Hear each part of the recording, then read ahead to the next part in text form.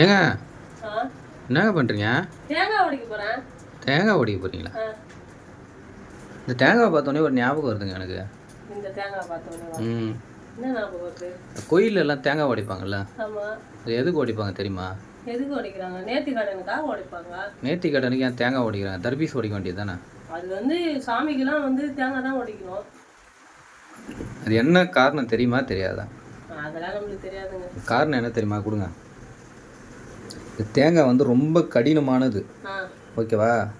இதை விட கடினமானது நம்மளுடைய மனசு, ஓகேவா? நம்ம மனசுக்குள்ளே ஒருத்தவங்களை அழிக்கணும், ஒருத்தவங்களை குடும்பத்தோட காலி பண்ணிடணும், இல்லை ஒரு நல்லதே நடக்கக்கூடாதுன்னு ஏகப்பட்டது பேர் யோசிப்பாங்க.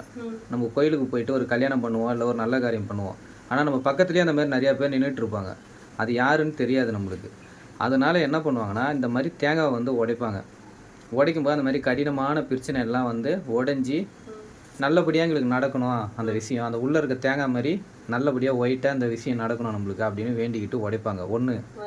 ரெண்டாவது அதை உடைக்கிறவங்களே வேண்டிக்கிட்டு உடைப்பாங்க. பார்த்துருங்களா? ஒரு 10 தேங்காய், 20 தேங்காய், 50 தேங்காய், 100 தேங்காய்லாம் உடைக்கிறாங்கல்ல, அவங்க எதுக்கு உடைக்கிறாங்கன்னா, என் மனசில் இருக்க எல்லாத்தையுமே இதோடு நான் விட்டுடுறேன், இதுக்கப்புறம் நான் யாரையும் கெட்ட விதமாக நினைக்க மாட்டேன், யாரும் அழிஞ்சு போகணுன்னு நான் நினைக்க மாட்டேன் அப்படின்னு வேண்டிக்கிட்டு அந்த தேங்காவை உடைப்பாங்க.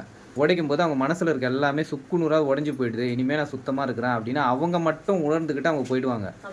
இப்படி தான் அந்த காலத்துலேருந்து வழிமுறையாக அதை பண்ணிக்கிட்டு இருந்தது. ஆனால் இது நிறைய பேருக்கு தெரியாது. ஏன் தேங்காய் உடைக்கிறோன்னே தெரியாமல் உடைச்சிக்கிட்டு இருப்பாங்க.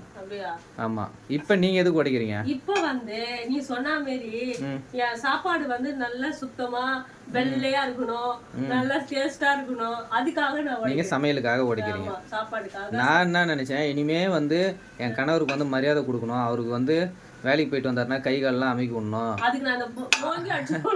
அப்படின்னு நான் இந்த மாரி கரெக்டாக இருந்துப்பேன் அப்படின்னு சொல்லி உடைக்கிறீங்க போல இருக்குன்னு நான் நினைச்சேன்.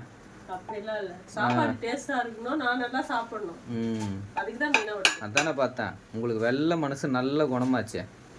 வெரி வெரி நல்லா வருங்க. சாப்பாடும் நல்லா வரும், வாழ்க்கையிலே நீங்க நல்ல நிலைமைக்கு வருவீங்க. உங்களுக்கு 10 சவரம் சரடு நான் வாங்கி தரேன். Very very